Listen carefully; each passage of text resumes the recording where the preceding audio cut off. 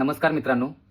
बऱ्याच वेळा म्हटलं जातं की मनुष्य आणि मनुष्यामध्ये तो कोणत्या धर्माचा आहे, कोणत्या जातीचा आहे, गरीब आहे का श्रीमंत आहे, दिसायला काळा आहे, गोरा आहे, आकर्षक आहे किंवा आकर्षक नाही आहे, याच्यावरून भेद करायला नाही पाहिजे.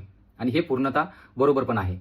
पण मग बऱ्याच लोकांना प्रश्न असा पडत असेल की मनुष्य आणि मनुष्यामध्ये स्त्री पुरुष दोन्ही आले, मनुष्य आणि मनुष्यामध्ये जो भेद आहे तो कशावरून करायला पाहिजे. म्हणजे एखादा मनुष्य चांगला आहे का वाईट आहे, किंवा एखाद्या मनुष्याला आणि मनुष्याला आपण किंमत देतो ती कशावरून ठरली पाहिजे. तर मित्रांनो, ही अशा गोष्टीवरून ठरली पाहिजे की आपल्या जगातील जोही भाग सगळ्यात वल्नरेबल म्हणजे असुरक्षित आहे, त्याच्याबद्दल त्या मनुष्याचं काय मत आहे. आज सगळ्यात असुरक्षित घटक कोणता आहे? जे जंगलातले प्राणी आणि पक्षी आहेत. त्यांच्यासाठी वाली कोणीच नाही. आपण आपल्या विकासाच्या नावाखाली त्यांना चिरडतोय. त्यांची संख्या आपण एवढी घटवत पूर्ण खाली आणलेली आहे.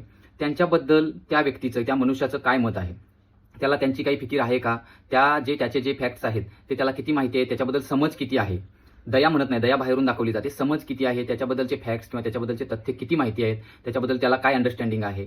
त्याच्यानंतर 2 नंबर आहे आपले पाळीव प्राणी. पाळीव प्राण्यांवरही आपल्या देशातल्या स्त्रियांपेक्षा जास्त मोठ्या प्रमाणात हिंसा झालेली आहे, आजही होते आहे. पाळीव प्राण्यांबद्दल त्याचं काय मत आहे? जे पाळल्या जातात आपल्या मांस आणि किंवा चिकन, अंडे किंवा आपल्या दुधासाठी, त्याच्याबद्दल त्याचं काय मत आहे? त्याच्यानंतरचा सर्वात असुरक्षित घटक आहे आपल्या देशातील स्त्रिया.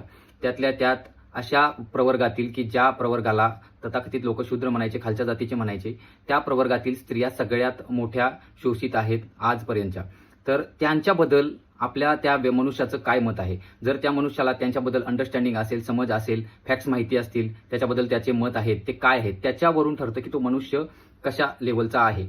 तर याच्यावरून भेद करायला पाहिजे. त्याच्यानंतर अशा स्त्रिया की त्या कोणत्याही वर्गातल्या असो, सवर्ण असो किंवा खालच्या ज्या तथाकथित खालच्या जातीतल्या असो, पण त्याही सवर्णातील स्त्रियांवरही खूप मोठ्या प्रमाणात अन्याय झालाय, आजही होतोय, आतापर्यंत होत आलेला आहे. तर त्याच्यानंतर जी गरीब जनता आहे, आपल्या देशातील जी गरीब आहेत, आपल्याला वाटते की त्यांच्यामध्ये बुद्धिमत्ता नाही किंवा त्यांच्यामध्ये कॅपेबिलिटी नाही म्हणून गरीब आहेत. हे एकमेव कारण नाही. प्रत्येकाला समान संधी मिळावी हे आपल्या घटनेत लिहिलेलं आहे, पण समान संधी कुठंतरी मिळत नाही, समान न्याय मिळत नाही. आणि जे श्रीमंत होत आहेत ते त्यांचं वैयक्तिक स्वार्थ बघतायत.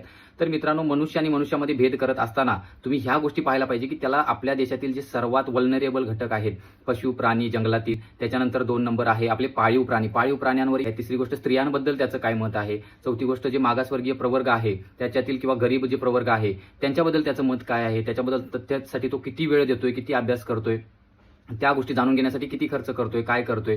तर हे बघितल्यानंतर तुमचं त्या मनुष्याबद्दलचं मत बनलं पाहिजे की हा मनुष्य कॅपेबल आहे का नाही.